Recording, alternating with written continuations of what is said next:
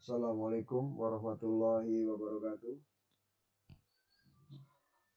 Selamat berjumpa kembali anak-anak di video sambungan video yang tadi, karena durasinya tidak bisa panjang memang dalam bentuk seperti ini dapat lagi dimasukkan dalam YouTube karena kita dibatasi oleh waktu. Baik anak-anak, Bapak akan lanjutkan materi berikutnya, yaitu masih tentang yang sama, yaitu tentang kondisi geologis Indonesia. Tadi geografis sudah, astronomis juga sudah. Sekarang kita akan berbicara tentang geologis.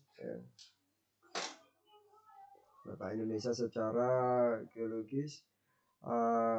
Kemarin kita juga, tadi juga di video 1 kita sudah bicarakan angin muson barat dan angin muson timur. Di sini akan Bapak bicarakan lebih jelas.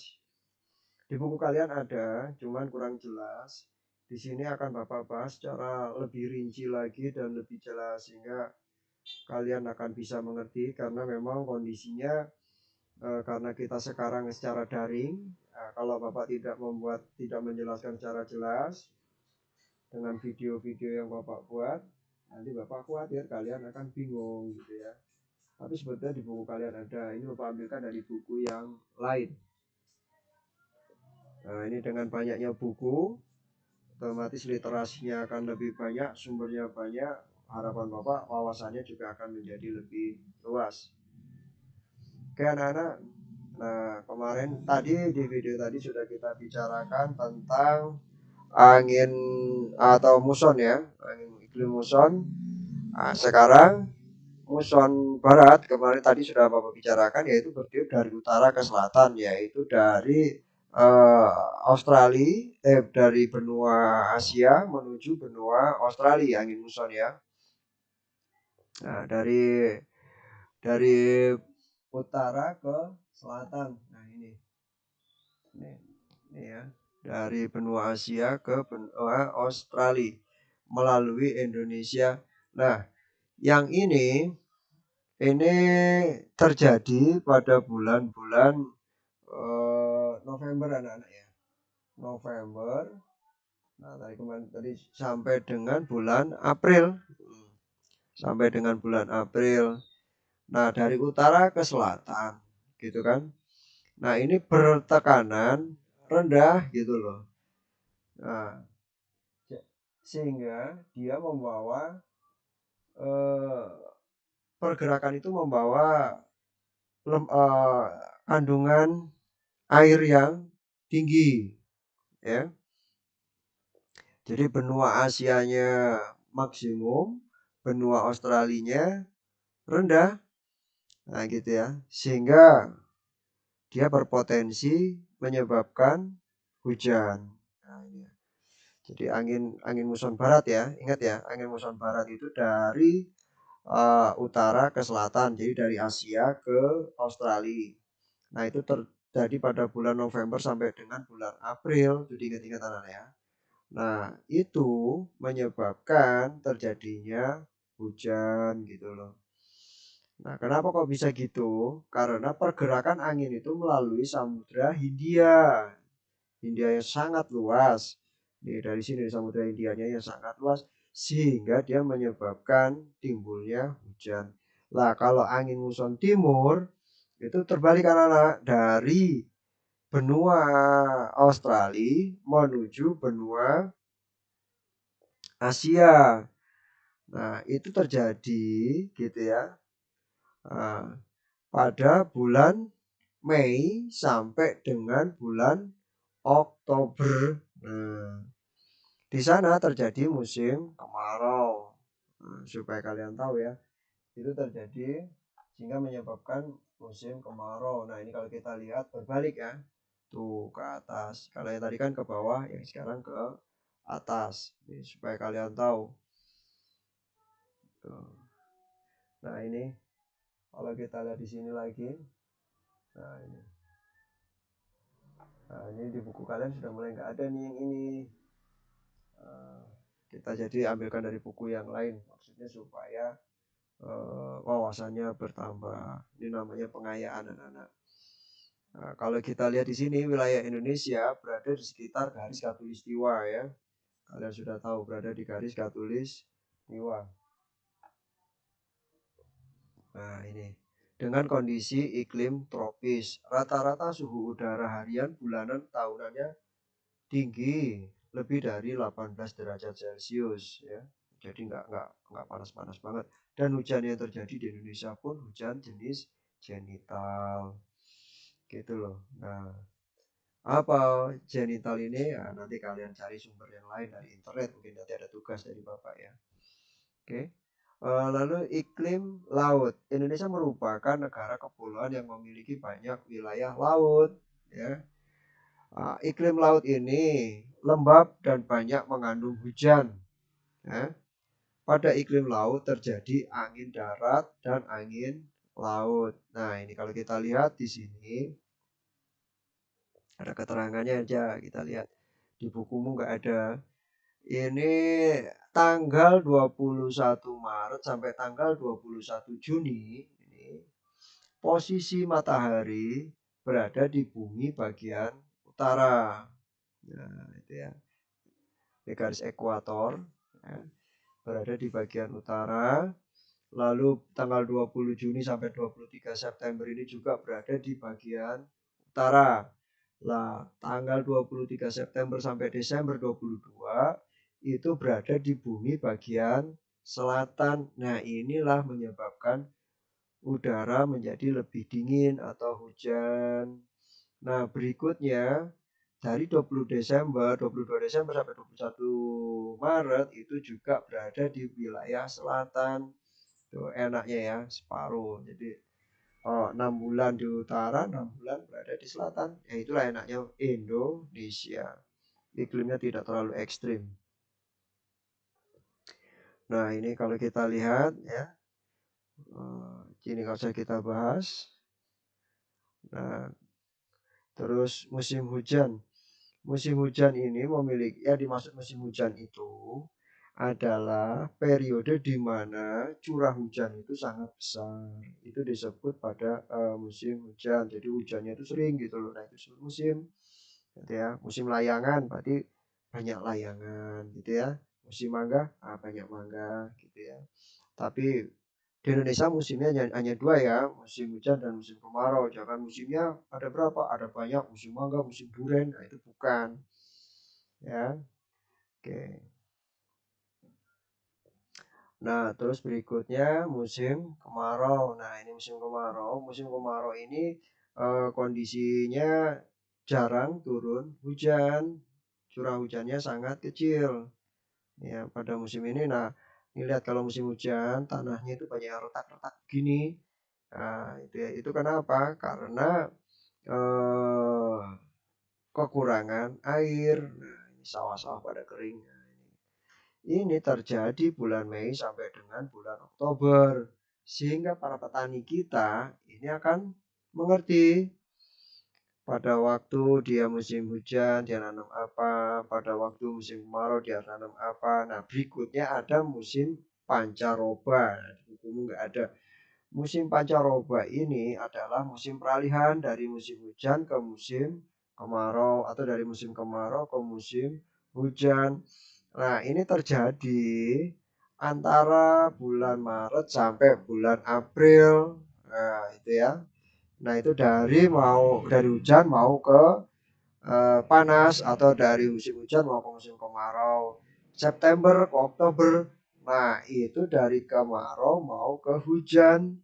Pokoknya ber itu hujan. Itu ya anak-anak ya. Nah, pada musim pancaroba ini biasanya timbullah penyakit gitu ya. Kenapa kok timbul penyakit?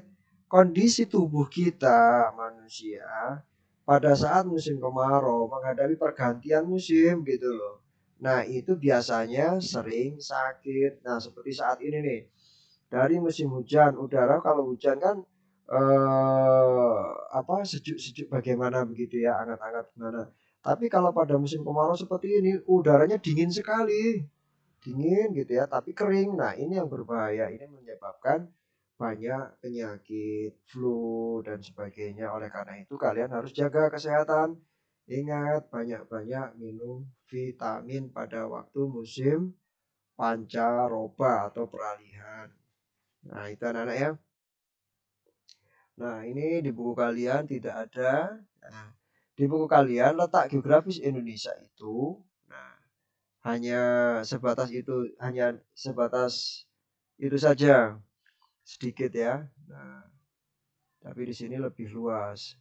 Nah, kondisi geologis Indonesia. Nah, kondisi geologis Indonesia. Nah, ini Bapak akan ini di buku kalian ada di halaman 24.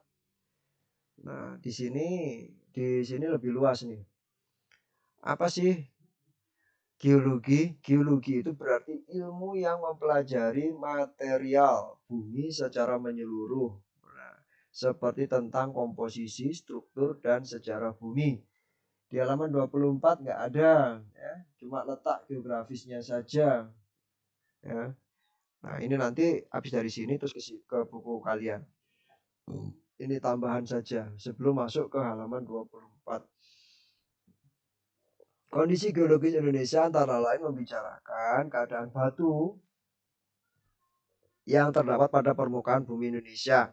Yang dimaksud dengan batuan ini adalah semua benda padat atau mineral atau paduan mineral yang mengandung bagian atau yang membentuk bagian utama dari kerak bumi. Jadi kerak bumi kita itu kan terdiri atas batuan. Nah, itu anak-anak ya. Batuannya itu dibagi menjadi 3. Ada batuan beku, ada batuan sedimen, ada batuan metamorf. Batuan beku itu batuan yang membeku, yang dari magma. Ada kalau ada gunung meletus tuh, duar itu keluar gitu ya, lemparan batuan-batuan itu. Nah, itu disebut dengan batuan beku. Kenapa kok batuan beku? Karena dia terbentuk dari magma. Dari magma itu perutnya dalam perut gunung berapi itu blebuk-blebuk gitu loh. Nah, itu membeku dia setelah mendapatkan tekanan udara dingin, prosesnya bertahun-tahun. Nah, dia menjadi batuan yang besar-besar pada waktu meletus keluar tuh besar-besar. Nah, itu disebut batuan beku. Nah, ya. Nah, ini contohnya yang seperti ini. Lalu ada juga batuan sedimen. Batuan sedimen itu batuan yang terbentuk akibat adanya endapan. Kalau yang gampang itu kalau kalian main ke laut, main ke pantai ya. Main di pantai, nah, di situ nanti ada seperti batuan gitu ya, batuan yang di situ tuh nempel tuh ada banyak tuh, ada cangkang keong kecil-kecil gitu ya, siput kecil-kecil, ada kerang juga nempel. Nah, itu.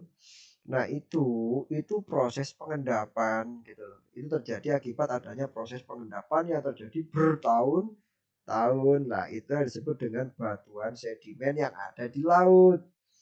Nah, ada juga sedimen yang terjadi di darat gitu ya anak-anak ya. Nah, ini Bapak bicarakan di laut karena itu yang gampang kelihatan.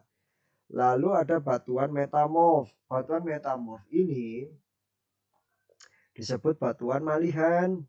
Yang gampangnya begini aja. Kalian pernah lihat, nah kalau batuan beku yang dari gamping ini, lama kelamaan dia menjadi marmer. Ini kalau lama sekali ya, lama sekali dia lama-lama menjadi batu cincin, batu permata yang berwarna kuning. Nah, disebut dengan topas. Nah, itu juga dari batuan malihan yang berasal dari batuan gamping, kapur gitu. Nah, jadi kalau kalian banyak batu cincin yang dipakai itu, yang bagus-bagus itu termasuk jenis batuan metamorf. Ya, jelas ya. Nah, itu. Bapak tidak panjang-panjang, sampai di sini aja cukup ya. 2 video dalam 1 kali pertemuan. Karena memang materinya Bapak harus jelaskan dari beberapa sumber. Tujuannya supaya kalian mudah dan mempunyai wawasan yang lebih luas. Karena Bapak mencoba sampai di sini. Mudah-mudahan kalian paham dan lebih jelas tentang materi kita kali ini. Pada video berikutnya akan Bapak perjelas lagi. Oke. Yang penting adalah kalian tetap semangat belajarnya ya. Jangan malas. Ingat, kalau kalian malas, kalian akan tergilas. dengan sistem yang artinya kalian tidak akan naik. Kenapa? Karena akan terlihat di sini jelas. Kalau kalian ngirim akan masuk di sana nanti di sistem jam berapa kalian ngirim, ya nilainya berapa akan tersimpan secara otomatis dalam sistem. Nah, jadi nanti akan kelihatan tuh. Ya. Kalau kalian malas, di situ akan tertulis terlambat. Wah, udah itu. Nilainya nggak akan maksimal, apalagi kalian nilainya jelek, tambah jelek, aduh, bisa nggak naik. Jadi ingat, di kondisi yang seperti ini, yang rajin akan kelihatan betul kerajinannya, yang malas pun akan terlihat betul malasnya. Ingat, yang butuh belajar adalah kalian ya. Semua manusia wajib belajar dan semua manusia membutuhkan belajar gitu. Yang nggak mau belajar itulah yang sombong. Oleh karena itu harus belajar, apalagi kalian masih anak-anak yang mempunyai masa depan. Ingat, jangan mentang-mentang seperti ini enak-enakan main dan sebagainya. Yang rugi kalian sendiri. Bapak hanya mengingatkan sebelum kejadian, sebab nanti kalau sudah kejadian naik atau tidak bisa dirubah karena sistem yang sudah menilai. Ingat ya, SMP 11 penilaian sudah menggunakan sistem aplikasi. Ya, itu akan lebih transparan. Kalau naik-naik, kalau enggak ya enggak. Kalau rasa itu saja. Terima kasih. Anak-anak, Bapak berpesan, tetap semangat belajar ya. Wassalamualaikum warahmatullahi wabarakatuh.